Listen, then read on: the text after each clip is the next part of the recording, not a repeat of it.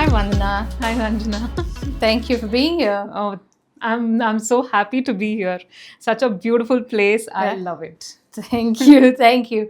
So I wanted to ask you, Sugandhlok is new, Yeah. right? It's retail agarbatti, premium retail agarbatti. Firstly, the stores are beautifully designed. Thank They're you. wonderful. For those of you who don't know, it is think Kama Ayurveda for agarbatti or think Oh. Forest Essential for agarbatti. The store is actually a little nicer. Okay, it's a little nicer than those stores also. So yes, well done on that. It's a great start. Thank you. I wanted to ask you. You're a perfumer also, right? Yeah. Yeah. And so what's been the shift in? It's a legacy manufacturing export Yeah. business. Until recently, it's been mainly export driven, right? And this is a new retail offering. So what did you have to change to from the export mindset to making it retail? Oh my God, that's crazy. What a question, I swear. So, I mean, the company is around 77 years old. And so, being 77 years old, it's like a very heritage, legacy kind of a company.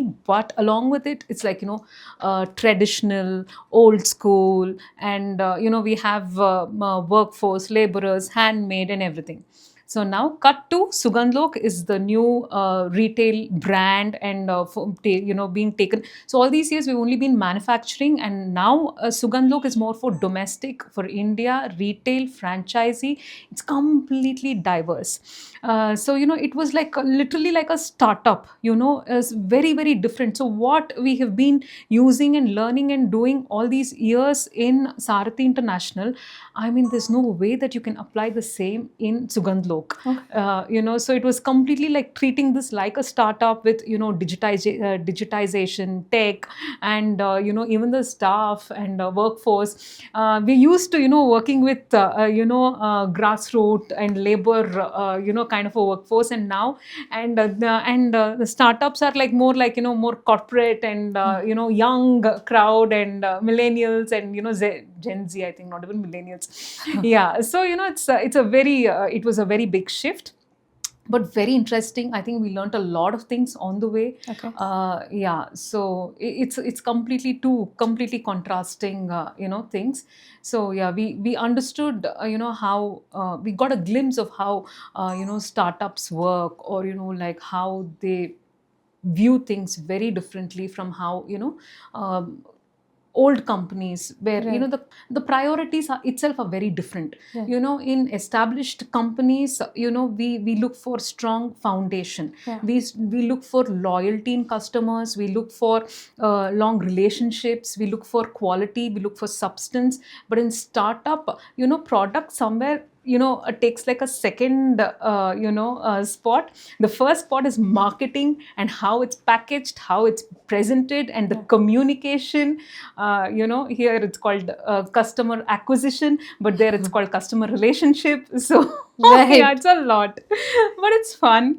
It's fun. But I think that's what Sugandhlok is all about. Yeah. It's although we're trying to be refreshing, although it's agarbatti, so we're trying to reach out to our younger audience and the new modern India. Talk in terms of quality, handcraft, artisans, and like we maybe that is our target audience, and we're trying to connect with them. But we also have the same philosophy and the soul, which is like heritage India, like Got it.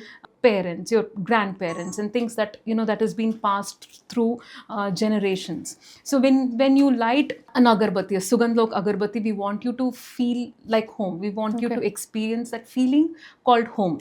Wonderful.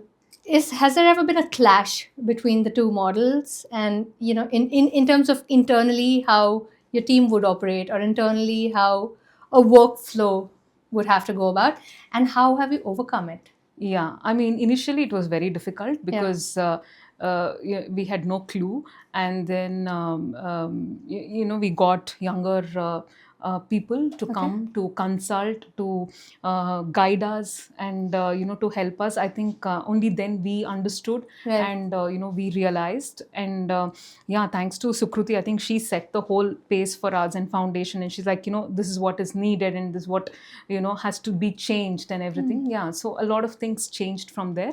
I think yes, that gave a learning. And see, these are all new things that first of all, we're not aware of, we don't use, Yeah. and we have no knowledge of. So even if you hire, what are you like supervising, or what are you monitoring? How do you even know if it is being done right or wrong? So so that's why we had to hire consultants, which was very, very useful for us. Okay. And that, I think, really helped and gave a perspective.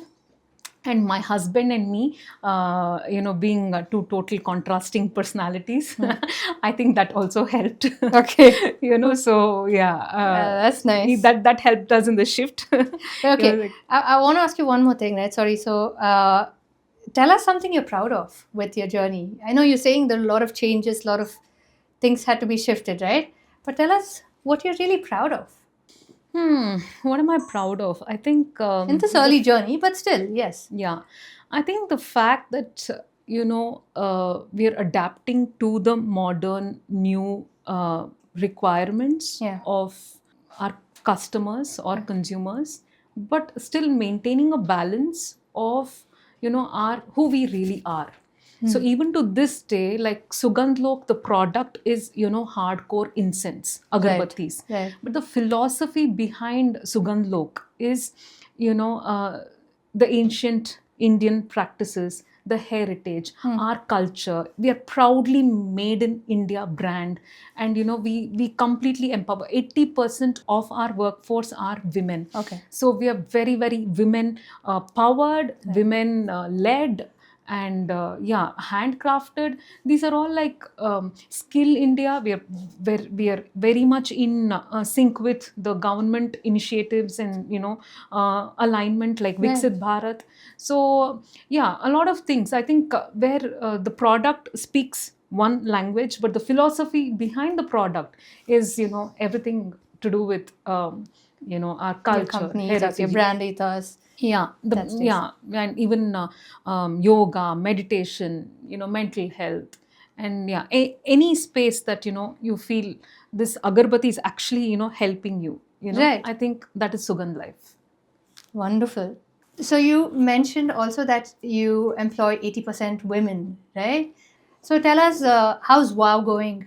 Oh, that's fantastic, actually. So, very strangely, that's where the journey of WOW began. Right. So, yeah, from the factory premises, and one day, like, we have a huge factory spread over 2 acres. Okay. And the facilities also are like, very top class and top notch. So, where we have a floor for every floor has toilets for women separately, for men separately. And it's like, how you find in multiplexes, it's like, multiple on every level and everything, and very clean and everything. So, but despite all this, we used to get a lot of complaints only for the toilets for women. So, nobody wanted to go there. Nobody wanted to clean. Even the men wanted to come, and, men toilets were fine. Even the cleaners didn't want to go and clean the toilets. And then, like, once, one day, the team came up and they said, the women toilets are absolutely in bad condition. Even cleaners are refusing to clean. And then when I had to go, I looked into it, and then I realized, there was blood splat everywhere, and people don't know how to manage. So the biggest problem there was, people did not know how to manage their periods. And that's when we called someone, to come and educate them, and, show them how to like handle periods and period management and everything. And then I worked with this NGO for a couple of years, and that's when I realized the taboos, the challenges, that are along the way, in this particular field, because nobody wants to talk about dirty things like toilets and pads and menstruation. And that's when, WOW was born, to talk about things that people consider taboo and was not necessary, but very, very significant and important for every woman, because half the population is women and half the population is menstruating. So, it was a very important, discussion and education to be brought forth. And that's how WOW was born. Yeah. I think this is such a wonderful example of turning adversity into opportunity. Yeah. and you've done a fabulous job. Congratulations on that. Thank you, Ranjana. What are you looking forward to ahead in your journey, in your life as Vandana Boggaram? Oh, as Vandana Boggaram, now see, I started with menstruation. Now I'm like, hitting menopause. So I want to just chill. I want to take it easy. I want to enjoy life. I think the whole process of, wanting to do something and, having that passion, sometimes it's important for you to, just do nothing also and just be, and just enjoy, be mindful and bask in whatever, the universe has to offer for you, good sunshine, maybe like a good walk in the morning. In Tuscany. In Tuscany, I'm happy with, my garden or my terrace. And, I want to enjoy my time with the people around me. I think, I'm so blessed to be in the best phase of my life where I have my parents, my in-laws, generation that is older than me, and the younger generation, my children also. So I think this is something that I'm going to cherish for a long time. So I want to just enjoy, be there for all of them. Yeah, I think I want to see them grow. I want to support my aging parents and in-laws. Yeah, I think they've done so much for me. Now maybe it's my time, my turn to take care of them and tell them I'm here. Right. Yeah. Wonderful. Thank you. Thank you, Ranjana. Thank you. Any closing remarks to anything else you'd like to share with the world? I think we're all stars. We only need to learn how to shine.